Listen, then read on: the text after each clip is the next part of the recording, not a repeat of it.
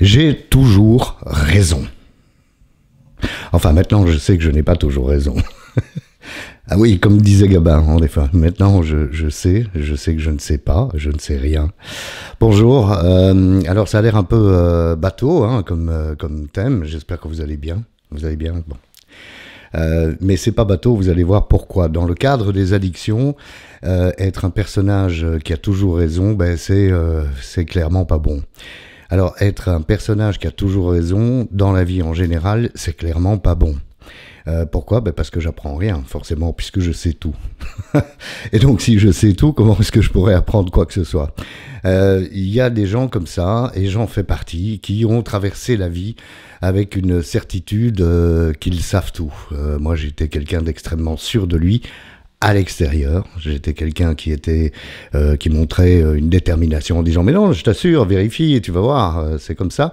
Il faut pas faire comme ça, il faut faire comme si. Et puis finalement, ça cache quoi? Ben, ça cache à l'intérieur une grande fragilité, ça cache regarde-moi, laisse-moi t'aider, parce que comme ça je prends de l'importance. Ça cache plein de choses, mais c'est pas de ça que je veux parler. Ce que je veux partager avec vous aujourd'hui, c'est que bien sûr, si j'avais ouvert mon esprit plus tôt, eh bien, j'aurais bu beaucoup moins, j'aurais pas pris de drogue, j'aurais pas fumé pendant 45 ans, j'aurais pas eu des addictions qui ont failli me détruire, mais surtout détruire la vie des gens autour de moi, parce que ceux qui sont, attachés à moi ont beaucoup souffert de me voir me détruire, hein, bien entendu. Donc c'est à vous que je m'adresse. En principe, c'est pour vous que je fais ces vidéos, vous qui savez tout. Vous allez me dire, j'ai rien à vous apprendre. Vous avez raison. Donc, je vais rien tenter de vous apprendre. Je vais simplement partager mon expérience et vous dire que depuis que je ne sais pas tout, ben, j'apprends plein de choses. Voilà. Donc, vous vous souvenez de l'histoire, hein, en 86, je découvre le concept de l'apéro, donc je commence à boire un apéro régulièrement. En 91, ça devient un apéro quotidien.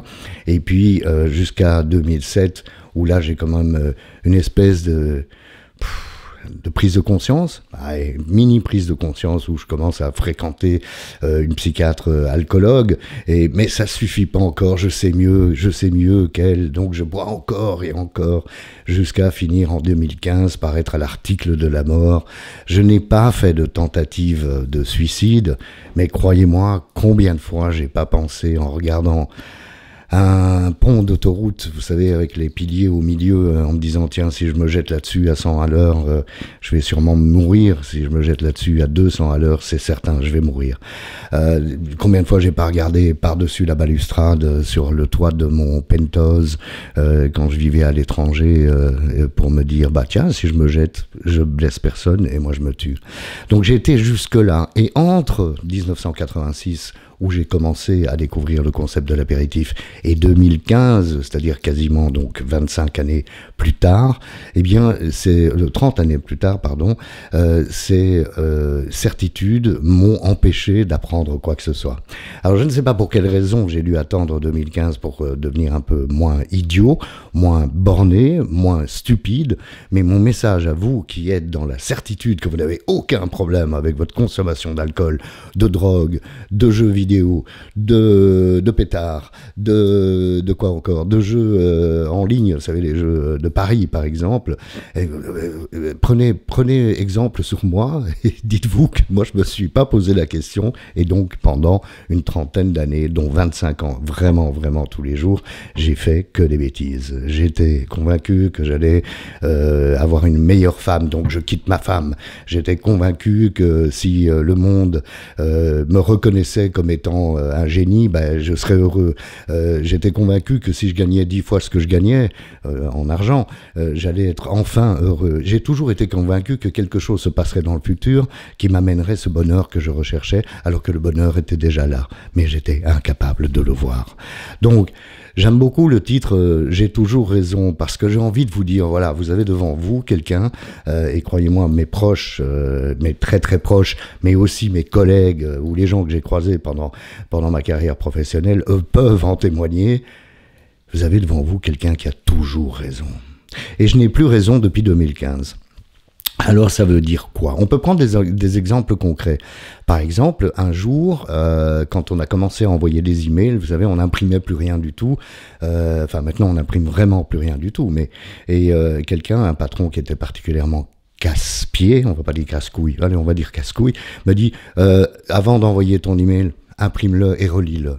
Récemment, j'ai partagé ça, ce qu'on m'a appris, parce que c'est vrai que quand moi, je parle que pour moi, encore une fois, quand moi j'imprime un document, et je suis certain de l'avoir vu à l'écran sans faute, quand je l'imprime, je retrouve encore des fautes. Eh bien, la réponse a été non, ça va rien changer si je l'imprime.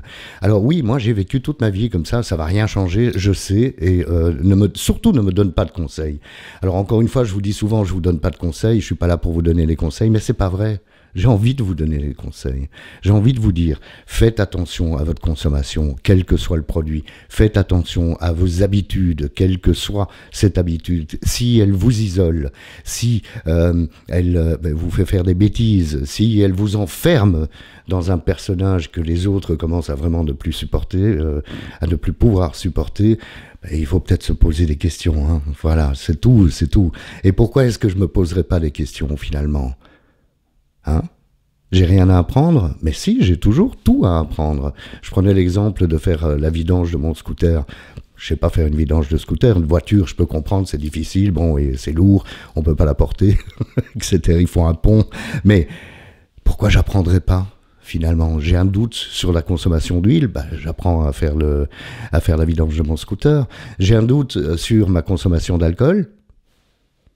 Je demande des conseils. Je vous disais aussi dans une vidéo précédente, demandez à l'aide. Alors demander à l'aide, c'est vous rappeler toujours que j'ai des liens utiles.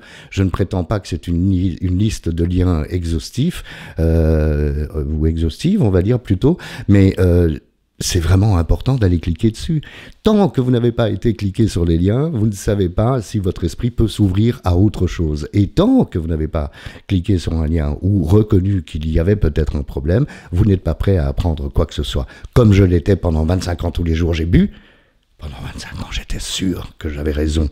Mais non, j'ai pas de problème d'alcool. Tout le monde boit.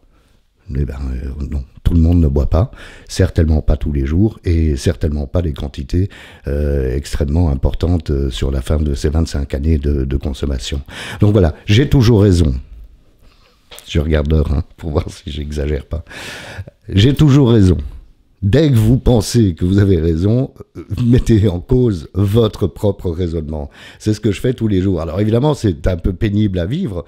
C'est très, très pénible à vivre. Parce que ça veut dire que je suis plus sûr de rien. Oui, mais qu'est-ce qu'il y a de mieux? Stéphane, pendant 25 ans, ivre tous les jours, pas la journée, mais ivre quand même tous les jours, complètement certain de ce qu'il disait, se fermant aux autres, à l'opinion des autres, se fermant à la communication avec les autres, parce que je sais tout, ou un Stéphane qui ne sait plus rien du tout et qui se pose tout le temps la question.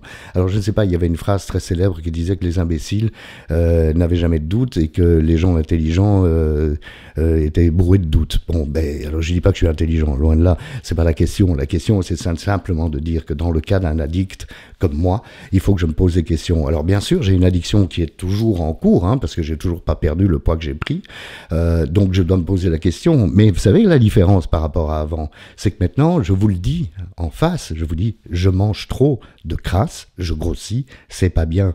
Pendant 25 ans, jamais j'aurais dit, je bois trop, c'est pas bien. Vous voyez la différence? C'est ouvrir cet esprit, arrêter de penser que j'ai raison parce que je m'appelle Stéphane, j'ai raison.